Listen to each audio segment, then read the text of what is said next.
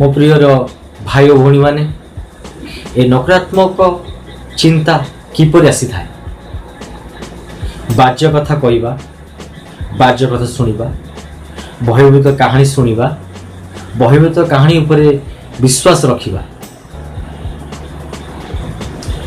कुकर्म करवा कुकर्म नकारात्मक चिंताधारा को कार्य करवा कर्म परिणत करवा एपरि अनेक जिनस अच्छी जहाँ आम समस्ते करिथाउ।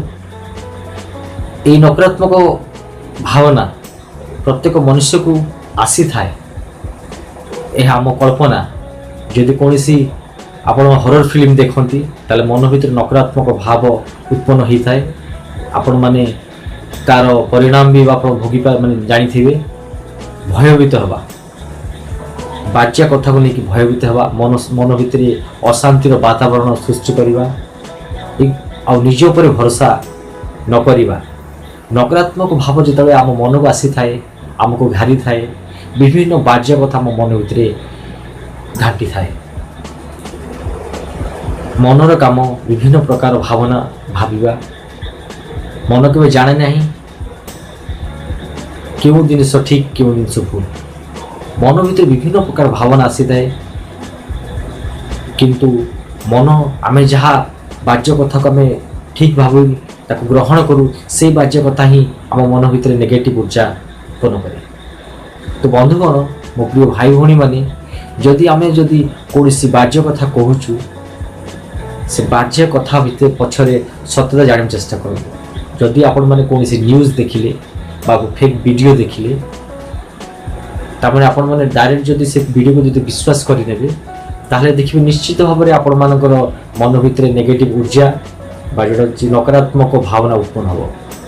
प्रत्येक जिनसर सत्यता पछकू जातु प्रत्येक जिन सत्यता पछरे गले आपण निश्चित भाव में से नकारात्मक भावना ठार आपण माने ऊर्ध्वକୁ ଯିବେ आपण मान को नकारात्मक भाव स्पर्श करेंगे।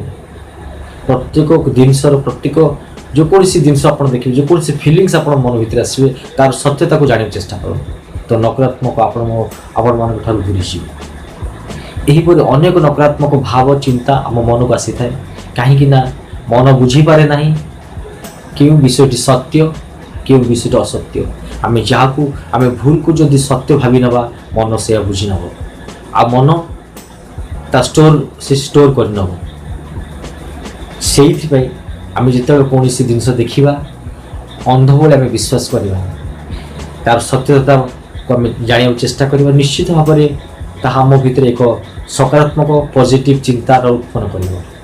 तो बंधुगण यही नकारात्मक चिंता आमर व्यवहार आसी थाए आम जदि कुकर्म करवा कुभावना करवा कु नजर जदि आम जदि अन्य को देखा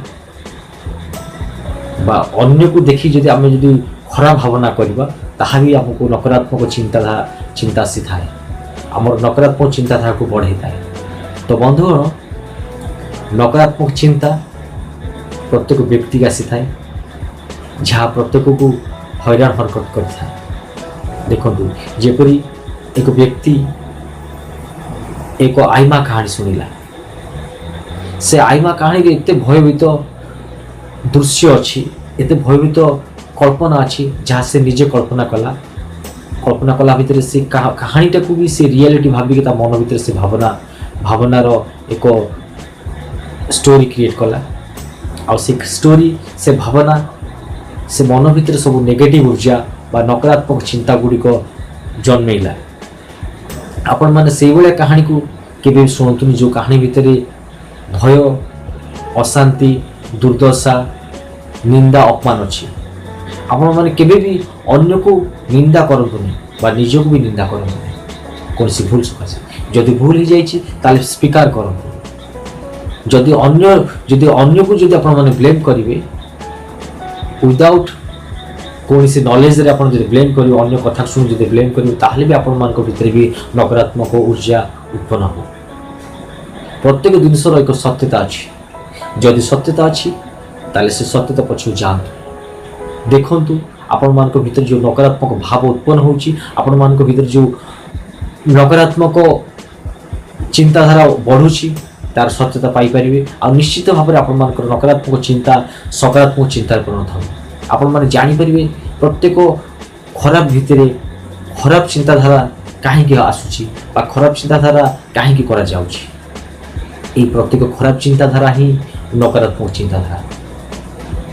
ଏହା ବେଳେବେଳେ ଆମ ସାଙ୍ଗସାଥୀ ଆମେ ଯେଉଁମାନେ ଆମ ଚତୁଃପାର୍ଶ୍ୱ ଯେଉଁମାନେ ସବୁ ଅଛନ୍ତି ଯଦି ସେମାନେ ଯଦି ନକାରାତ୍ମକ ବ୍ୟକ୍ତି ବିଶେଷ ଥିବେ ସେମାନେ ସବୁବେଳେ ମିଛ କହିକି ଆପଣଙ୍କୁ ଆଇମା କାହାଣୀ କହି ଭୟଭୀତ କରୁଥିବେ ବା ସେମାନେ ଯଦି ଆପଣଙ୍କୁ କୌଣସି ଟ୍ରାପ୍ରେ ପକାଇବେ ଯଦି ବିଭିନ୍ନ ପ୍ରକାର ପ୍ରଲୋଭନ ଦେଖାଉଥିବେ ତାହେଲେ ବି ଆପଣମାନଙ୍କ ମନ ଭିତରେ ବି ନକାରାତ୍ମକ ଭାବ ଉତ୍ପନ୍ନ ହେବ।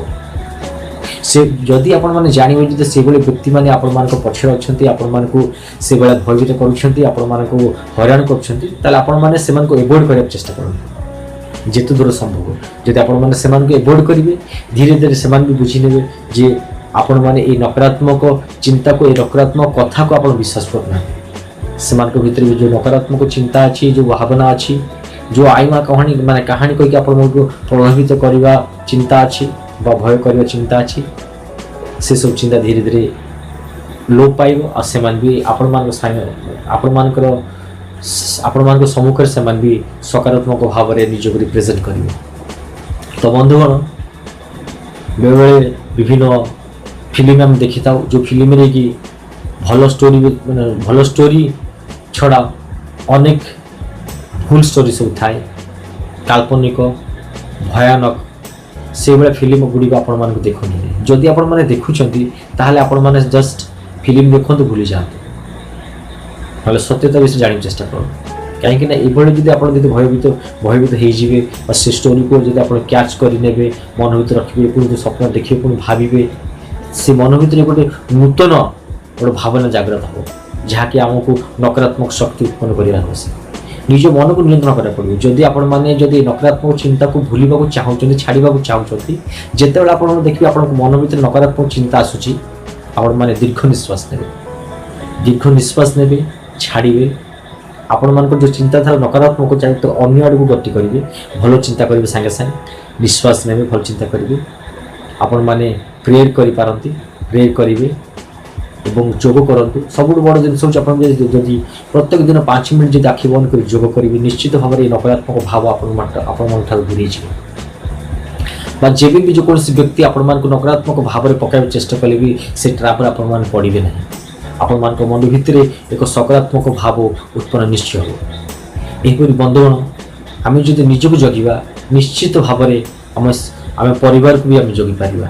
ଆମ ପରିବାରରେ ଯେଉଁ ନକାରାତ୍ମକ ଭାବ ଉତ୍ପନ୍ନ କରୁଛି ଆମେ ତାଙ୍କ ସାଙ୍ଗରେ ଡିସ୍କସନ୍ କରିକି ଏହି ନକାରାତ୍ମକ ଭାବକୁ ଆମେ ଛାଡ଼ିବାକୁ ଚେଷ୍ଟା କରିବା।